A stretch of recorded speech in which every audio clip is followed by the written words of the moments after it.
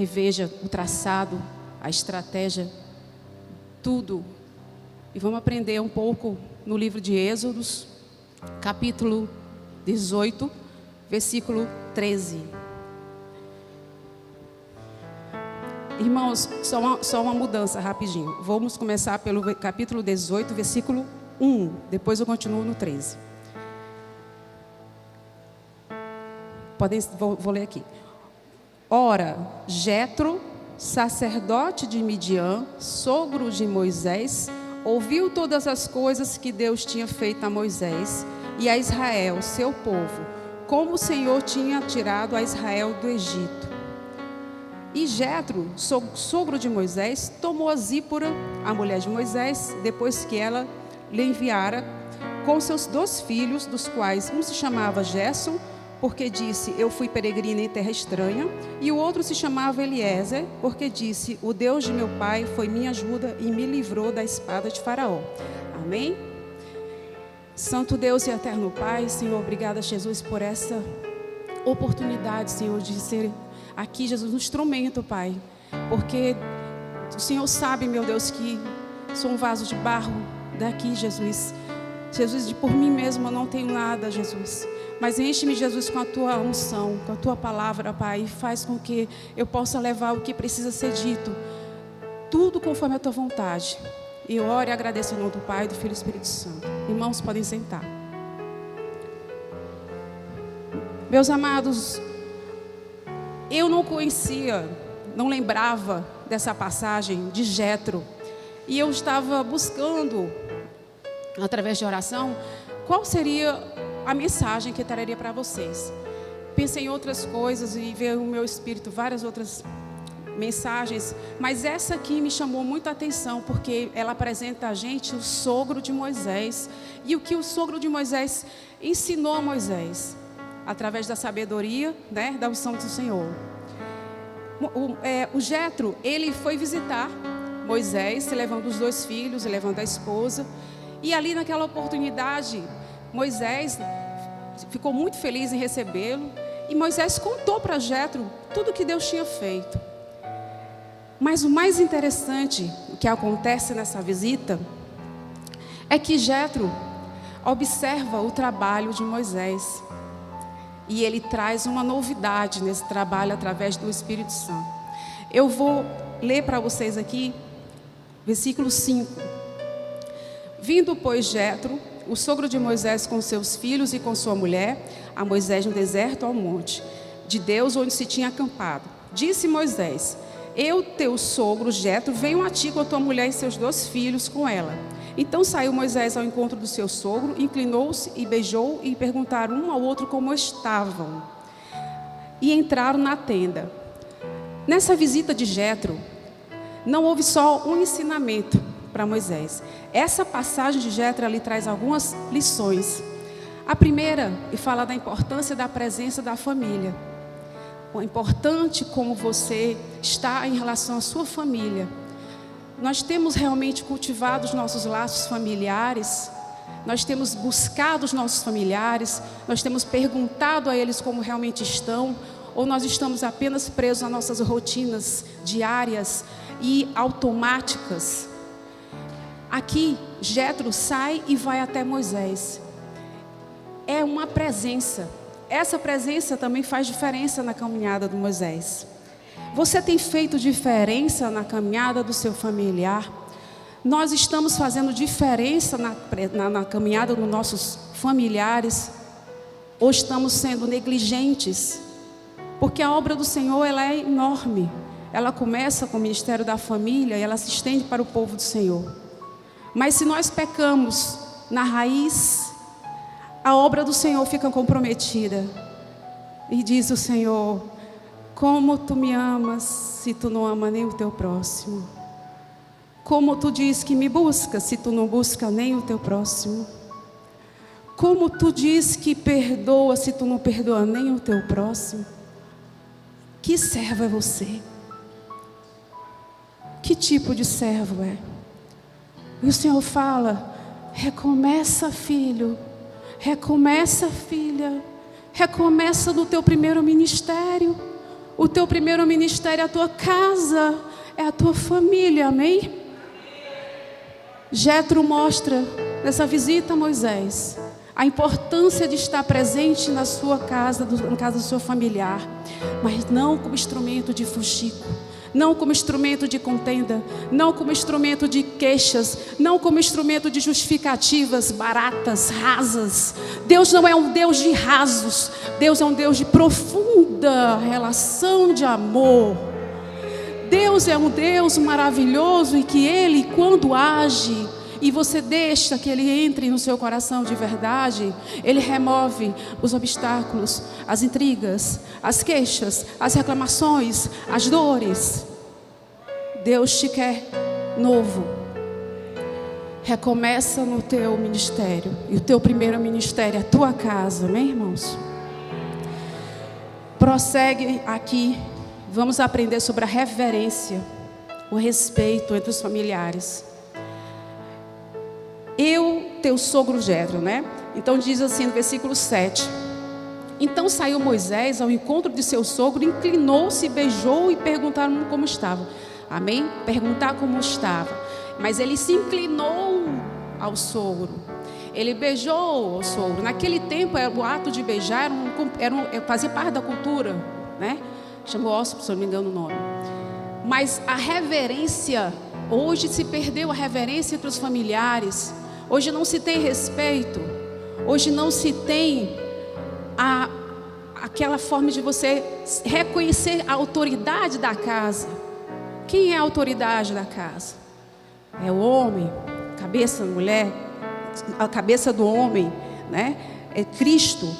Jesus é o Cristo, Ele é a autoridade principal da casa, daquela família. É para ser assim, o homem e a mulher, e assim vai. Hierarquia não existe mais, porque estamos vivendo num mundo confuso, um caos verdadeiro. Então hoje ninguém se respeita. Restaurar o respeito, ensinar aos nossos filhos o respeito, ensinar aos nossos filhos como devem ser feitas, serem as relações que agradam ao Senhor. Aí, isso é possível se a gente cultivar a leitura da palavra, só é possível se a gente realmente se dispor a aprender, para ensinar. Mas o mais importante é o seu testemunho em casa. O seu testemunho em casa é que arrasta, como já disse o pastor Cirano uma vez. O testemunho que a gente dá é o que arrasta. Amém? E segue aqui sobre a importância também do testemunho. Olha o que traz aqui na visita dele. E Moisés contou a seu sogro todas as coisas que o Senhor tinha feito a Faraó e aos egípcios por amor de Israel, e todo o trabalho que passaram no caminho e como o Senhor os livrara. Você tem dado seu testemunho aos seus familiares? Ou a conversa tem sido outra?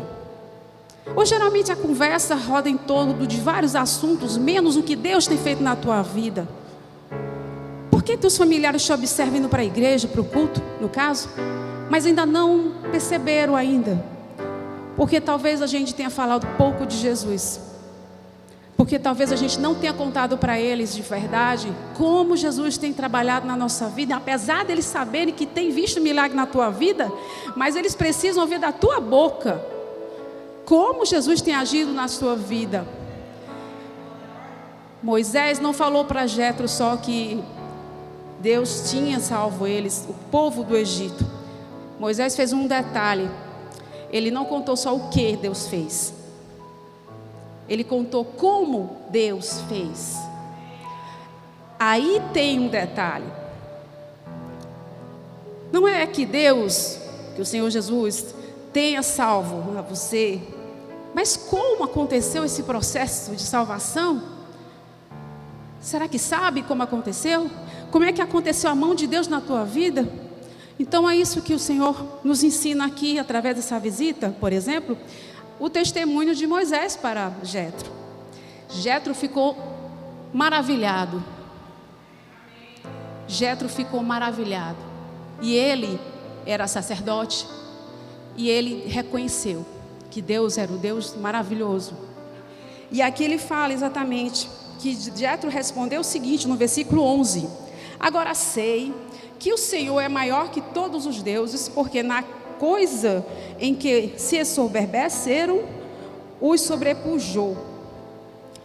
Então tomou Jetro, o sogro de Moisés, holocausto e sacrifícios para Deus, e veio Arão e todos os anciãos de Israel para comerem pão com o sogro de Moisés diante de Deus. Jetro ampliou a visão de Jetro. Jetro percebeu que esse sim é o Deus que deve todas as honras, que deve realmente a quem nós devemos adorar.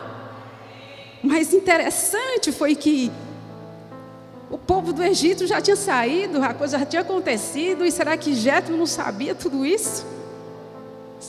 Eu ouvi falar, sabia?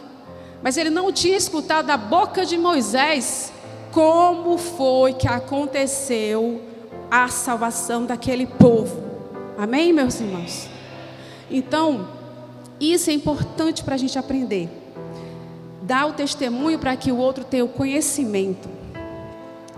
Vamos agora para mais um momento que Moisés já aprende. Um aprendizado nessa visita.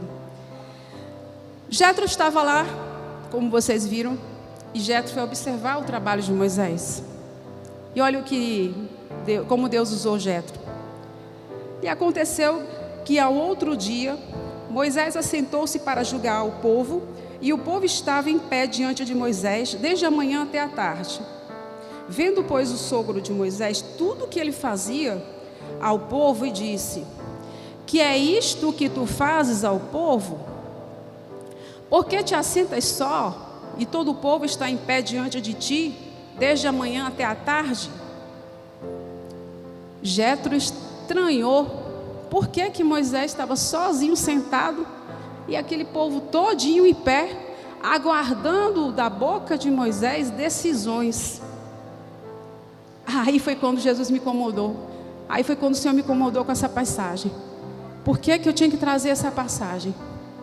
Eu senti, meus irmãos, a vontade de dizer para vocês aqui: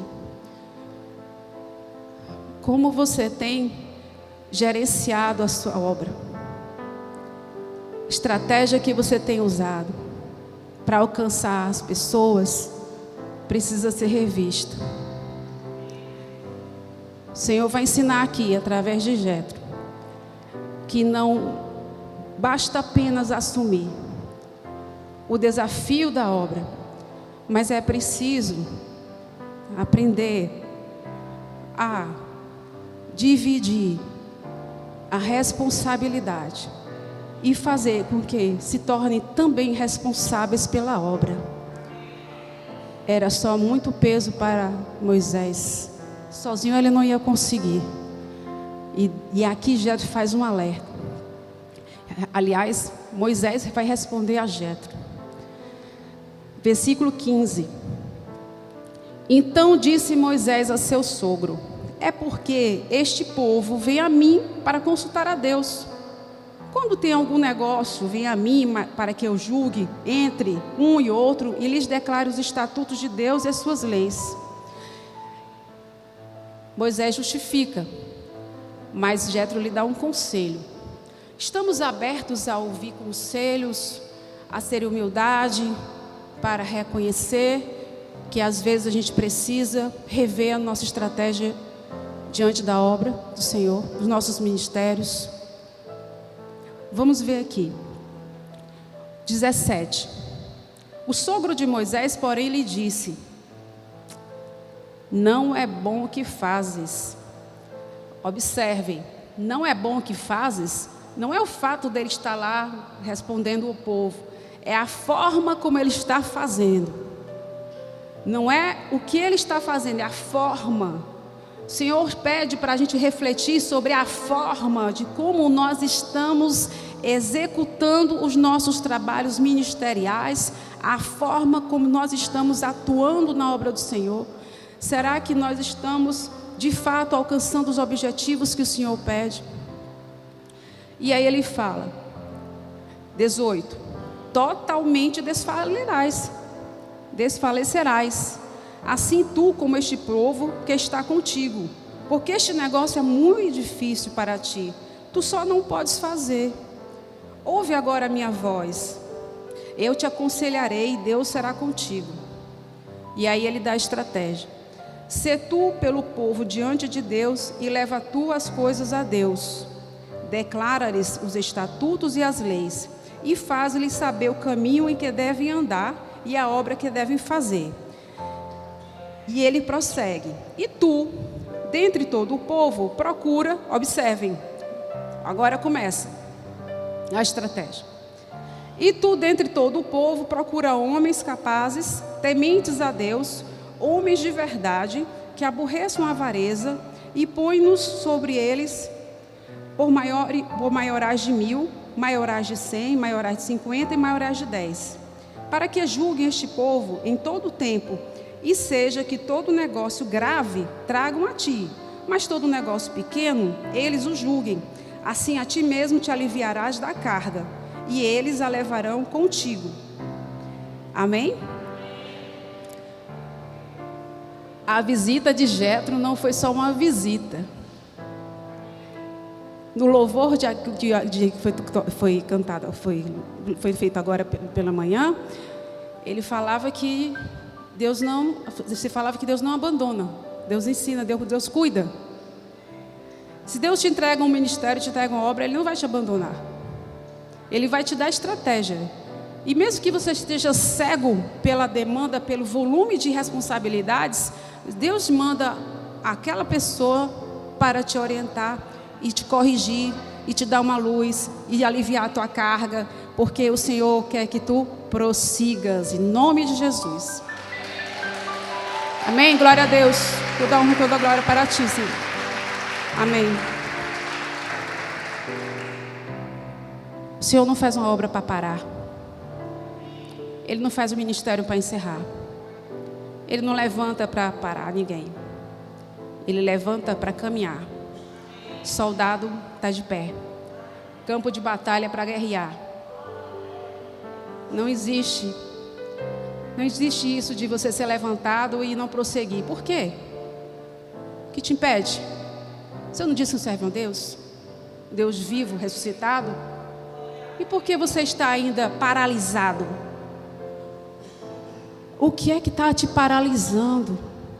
Medo? Não diga que é medo, não. Moisés também te ensina, através da palavra aqui. Jesus ensina através da palavra de Moisés. Moisés era gago, tinha desculpas e dizia: como que eu vou falar com o faraó? Deus resolveu o problema no instante e ele teve coragem e autoridade para falar com o faraó. Não use essa desculpa. Tenho medo. Moisés, a história de Moisés aqui mostra que desculpa não cola. Ah, mas é muita reclamação, muita queixa, muita coisa. O que é que eu faço? O povo reclama.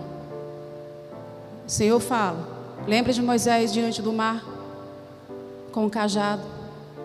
Usa a tua autoridade, a autoridade que eu já derramei sobre ti. O mar vai se abrir, o povo precisa passar, e o povo passando por outro lado, está glorificado o nome do Senhor. A passagem tem que ser feita, e a passagem que eu vejo aqui do Mar Vermelho hoje é a nossa chegada, a nossa salvação ao céu. O mar que está hoje diante de nós não é o mar do Egito, é o mar desse caos do mundo hoje, é o mar da tecnologia, é o mar que nos separa do Senhor. E aí o Senhor pede aos homens do Senhor, os sacerdotes, a todos os ministérios, e falo geral, somos todos nós, a igreja, como o pastor até já falou uma vez, somos todos igreja, responsabilidade é nossa, cada um vai responder pelo futuro da igreja. Nós vamos responder pelo futuro da igreja, pelo futuro da obra, seja ela pequena, numa praça, seja ela onde for. Para a gente atravessar o Mar Vermelho, a gente precisa ter essa visão que do outro lado, sim, tem uma terra santa que vai nos receber. Amém? Glória a Deus. E diz assim, 23: se isto fizeres e Deus te mandar, poderás então subsistir, assim também todo este povo em paz virá a seu lugar. Vocês sabem que é uma multidão de gente querendo que seus problemas sejam resolvidos. É uma multidão ansiosa, queixosa, complicada. É uma multidão que tem pressa. Ela não tem paciência. ela causa estresse até no próprio sacerdote, porque o sacerdote é humano. E aí ele fala: se tu fizeres assim, o que vai acontecer? O povo vai vir te em paz, porque vai estar dividido. As pequenas coisas, os pequenos problemas, os médios problemas e os problemas mais graves que você fica com ele. E Moisés, 24. E Moisés deu ouvidos à voz de seu sogro e fez tudo quanto tinha dito. E escolheu Moisés homens capazes de todo o Israel e os pôs por cabeça sobre o povo, como ele tinha falado: maiorais de 1000, maiorais de 100, maiorais de 50 e maiorais de 10. E eles julgaram o povo com todo o tempo, em todo o tempo. O negócio árduo traziam a Moisés, e todo o negócio pequeno julgavam. Então despediu Moisés o seu sogro, o qual se foi à sua terra. Amém? A linda, essa passagem, ela mostra a humildade de Moisés. Ele poderia ter dito: mas meu sogro, Deus falou contigo? Eu que fui o chamado, que fui usado, e quem és tu para vir me dar conselho? Humildade, estratégia. O que a gente tem que ter muito cuidado é pedir sempre a Deus para que Ele nos dê visão espiritual, para a gente discernir o que vem da parte dEle e o que não vem da parte dEle. Jetro era um sacerdote, tinha amor à família, tinha amor ao ministério. E reconheceu a Deus, fez ali aquele momento de se deixar usar, né? E ali Moisés reviu a sua estratégia para recomeçar aquele trabalho com o povo. E seguiu, assim foi. Amém? Graças a Deus. Mas se acontecer de você não ter luz nenhuma, como é que faz? Vamos para o livro de Isaías. Deixa eu pegar aqui. Aliás, eu vou fazer diferente.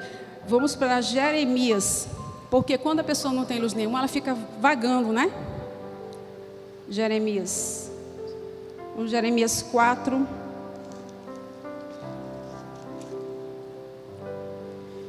Jeremias 4.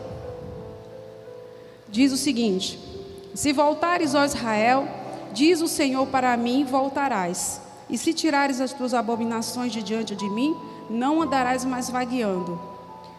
E jurarás: vive o Senhor na verdade, no juízo e na justiça. E nele se bendirão as nações, e nele se gloriarão. Amém? Às vezes a gente fica vagando mesmo. Ora está frio, ora está morno, ora está quente, ora está firme, ora não está. E lembre-se que nesse intervalo de que você está vagando, está cheio de olhos em cima de você.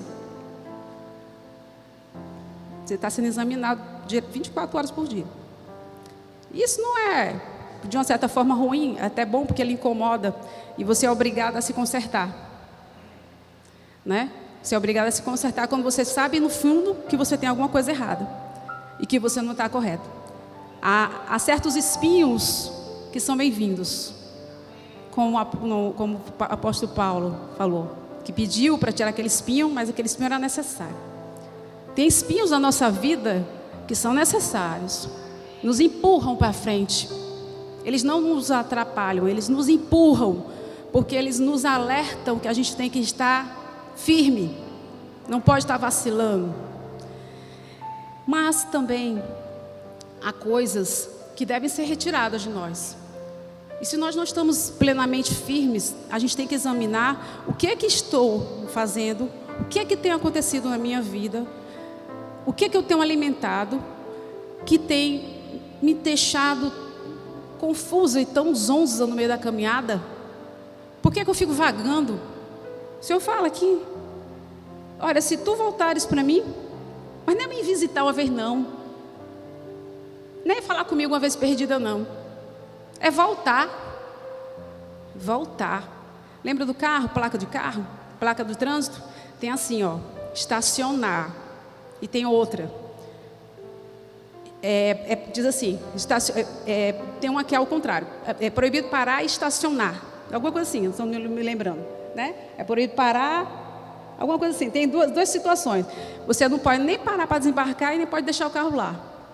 Mas com Jesus é o contrário.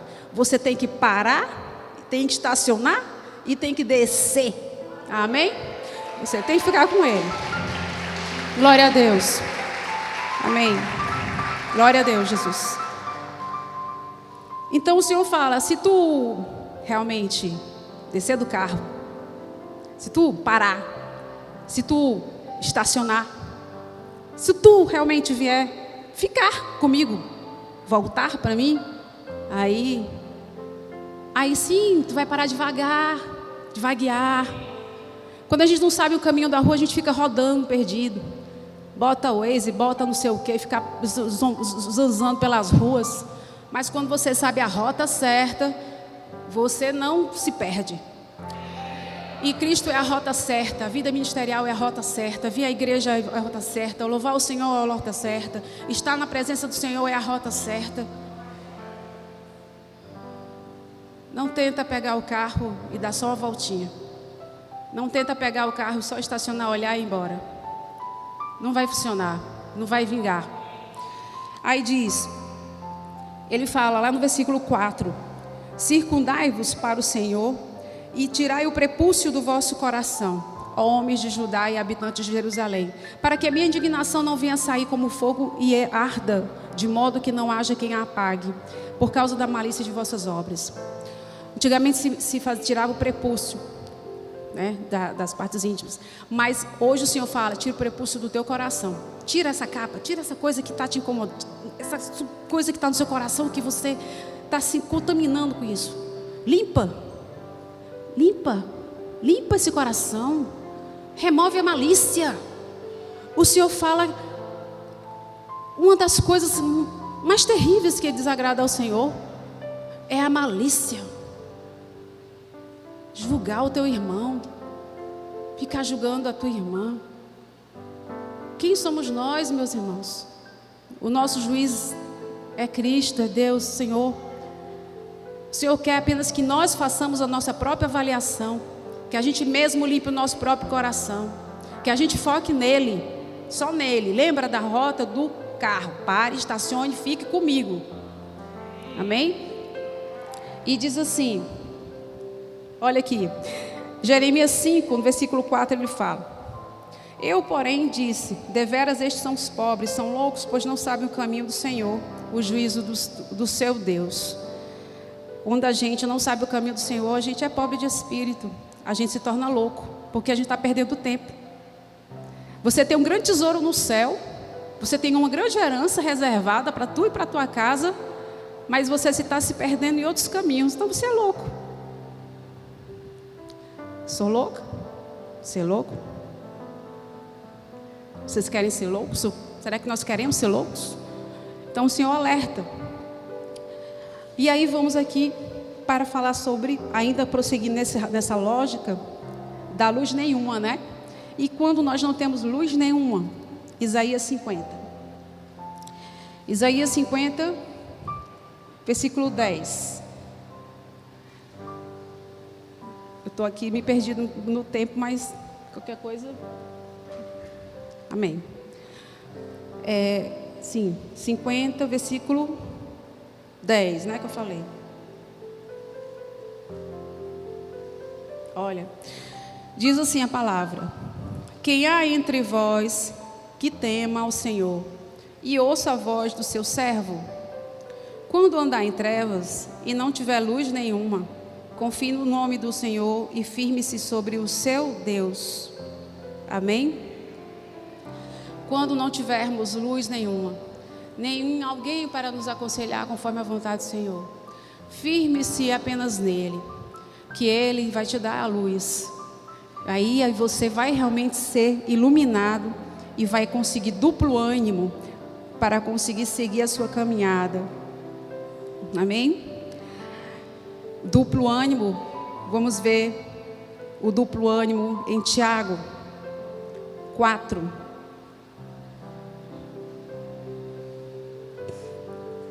Vamos ver o que o Senhor faz.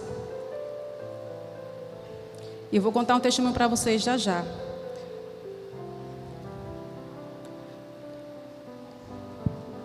falei, Tiago 4:8. Chegai-vos a Deus, e Ele se chegará a vós. Limpai as mãos, pecadores, e vós de duplo ânimo, purificai o coração. Senti as vossas misérias, e lamentai e chorai, converta-se o vosso riso em pranto, e o vosso gozo em tristeza. Humilhai-vos perante o Senhor, e Ele vos exaltará. Irmãos, ele prossegue no versículo 11. Não faleis mal uns dos outros. Quem fala mal de um irmão e julga a seu irmão, fala mal da lei e julga a lei. E se tu julgas a lei, já não és observador da lei, mas és juiz. Há só um legislador e um juiz que pode salvar e destruir. Tu, porém, quem és que julgas a outrem? Amém? O julgador é terrível, né? O julgador, ele enfraquece ele mesmo e enfraquece o outro. Porque ele usa uma língua. A língua é tipo uma peçonha, fica na boca. E ela pode levantar, pode derrubar.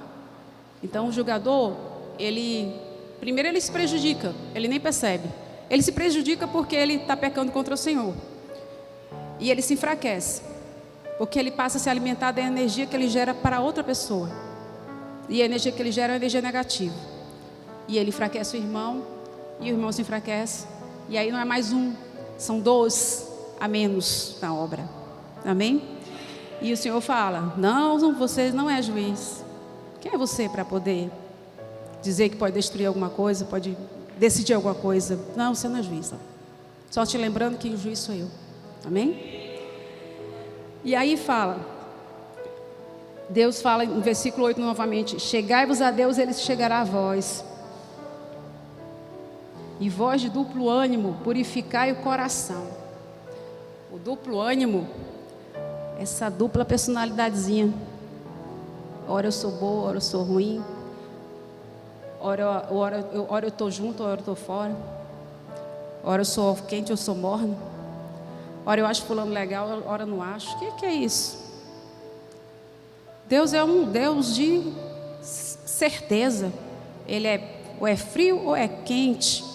Ele mesmo fala na palavra dele, se for morto, tenho vontade de te vomitar. Então que a gente tenha essa firmeza no Senhor, para que a gente possa sempre seguir agradáveis a Ele. Vamos seguir aqui. E ele fala, vamos falar, continuando. Ele diz, quer ficar bem? Quer viver em paz? Quer ser agradável a mim? Deus fala, tema, continua temendo a mim, independente do que aconteça. O temor ao Senhor é o respeito, é a reverência, é o amor, é a presença. Ele fala isso em Provérbios 28. Provérbios 28, 14.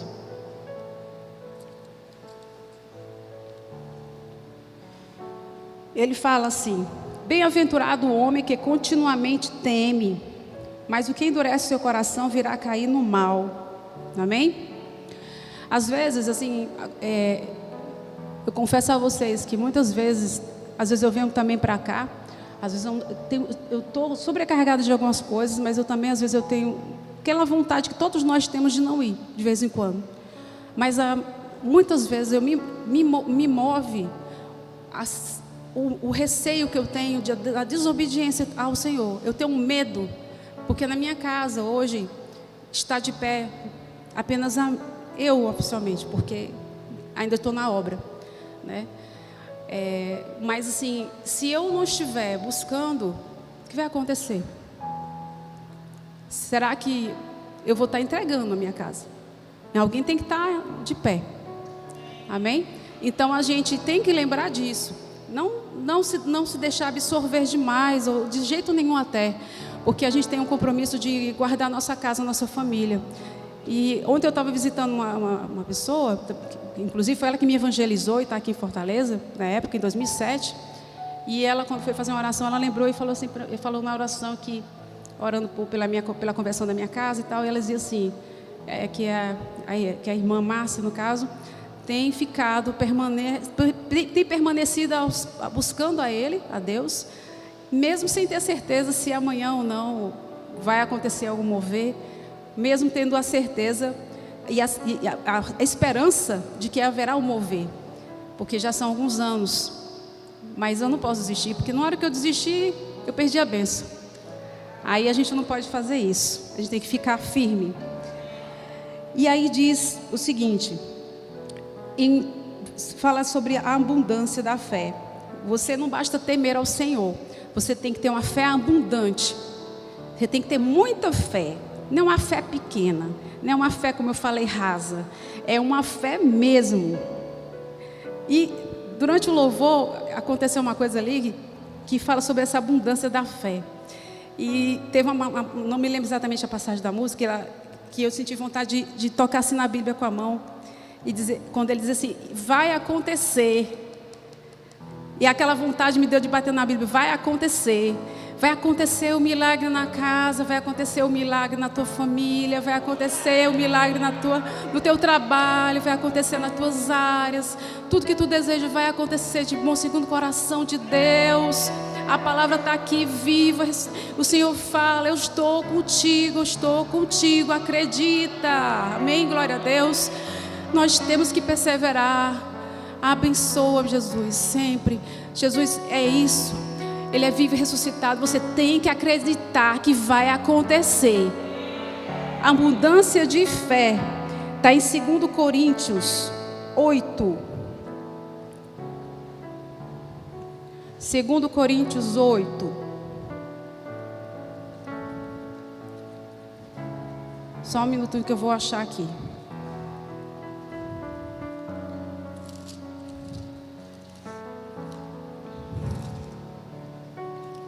Segundo Coríntios 8, diz o seguinte, no versículo 7. Portanto, assim como em tudo sois abundantes na fé, e na palavra e na ciência, e em toda diligência, e em vosso amor para conosco, assim também abundeis nesta graça, amém? Olha, gente, sois abundantes na fé, na palavra, na ciência, e em toda diligência. Em toda diligência, em tudo que tu fizeres, seja abundante no que tu faz. Tu vai fazer, faz bem feito. Tu vai fazer, faz como se fosse teu. Tu vai fazer, mas faz com todo o teu coração. Tu vai fazer, mas faz com vontade. Faz com vontade. Porque tu faz para mim também. Porque se tu fazes alguma coisa com amor, com vontade, com sinceridade do teu coração, aquilo ali para o Senhor é como uma oferta. Porque Ele vê o amor que você tem por outra coisa, por uma missão que você recebeu, certo? Teve uma situação ontem que eu até parabenizei a pessoa. Ele tinha feito, era uma coisa simples, era limpar um carro. Mas ele limpou de um jeito que o lava-jato ficaria com ciúme do que ele fez. Aí eu falei, mas o senhor caprichou mesmo, hein? Aí ele disse, eu faço como se fosse meu. Ali é o amor de fazer. Então ele cresce, né? Porque ele faz com amor. Então o que a gente faz com amor agrada ao Senhor. Amém? E aí, se você teme a Deus, se você busca perseverar, se você é abundante na fé, Deus te derrama as bênçãos. As bênçãos vão te procurar, vão te encontrar, vão te achar, vão te dar notícia. É aquela notícia que chega, é aquela surpresa que chega. E isso está lá em Deuteronômio 28.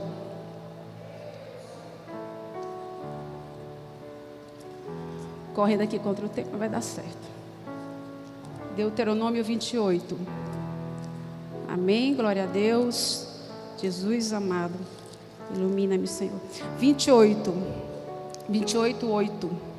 O Senhor mandará que a bênção esteja contigo nos teus celeiros e em tudo que puseres a tua mão, e te abençoará na terra que te der o Senhor teu Deus. Amém?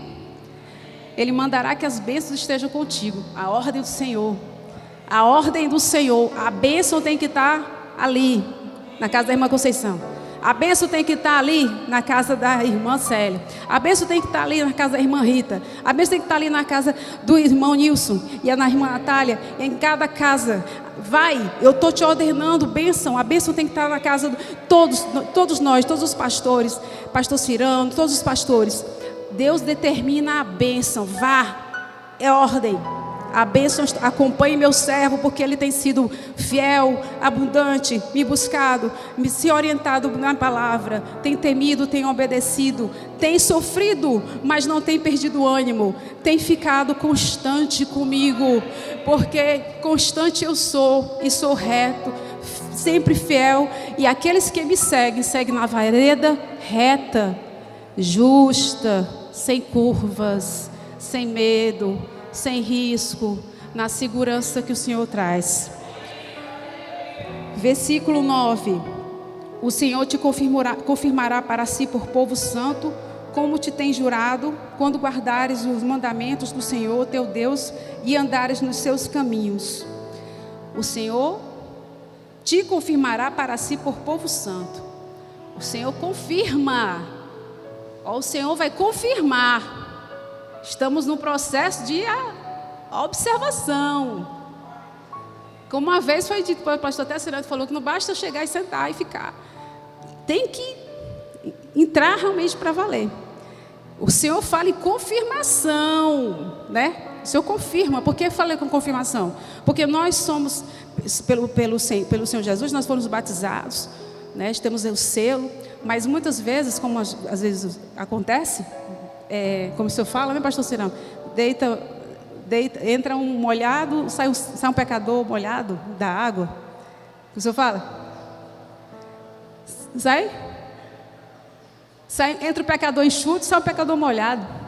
Aí o pecador molhado está lá, no meio espalhado, certíssimo que está tudo garantido. Vai fazendo as coisas meia boca, vai apanhando da vida, porque Deus vê que a coisa não está correta.